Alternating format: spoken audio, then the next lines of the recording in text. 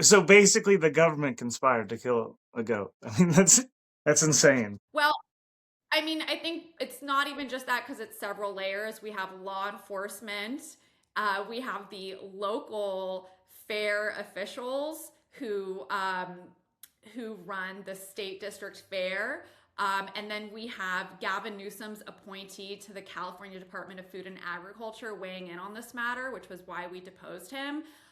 So it's several levels of government, which And begs the so, question why, mm, right? This begs the question why. it's very strange. I mean, yeah, that many people working to get that done, like with secrets and stuff. It's like, so Yeah, this question here: what weakness in the legal system do you think the case exposed the most? and specifically in Cedar's case. Well, I don't think the weakness is in the legal system per se because we are in court, although we are on appeal, and I can explain why.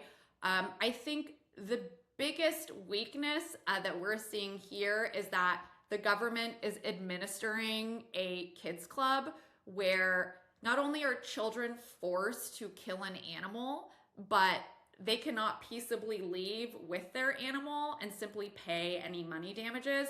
And then on top of that, let's just say you roll up to this event and you place the highest bid on an animal, you're not allowed to take the animal out alive.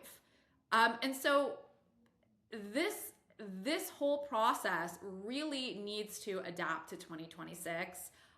Children should be able to leave if it causes any monetary loss.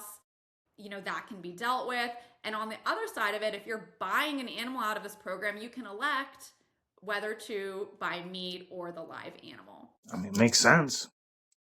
Uh, Yeah. Very When we strange.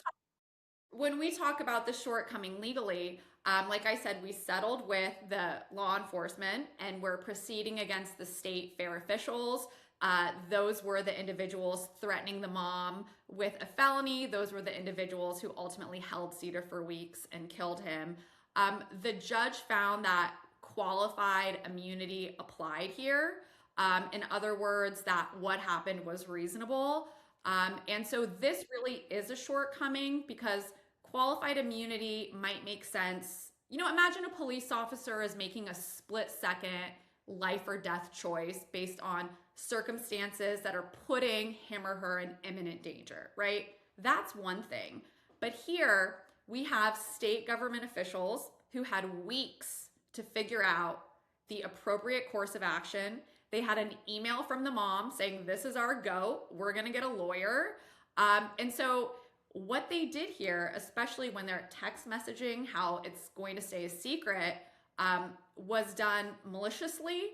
We argue that it was done in violation of the First Amendment. It was First Amendment viewpoint discrimination. We're arguing that they violated the law simply because of their hostility towards our client's view that Cedar belonged at home, not on a dinner plate.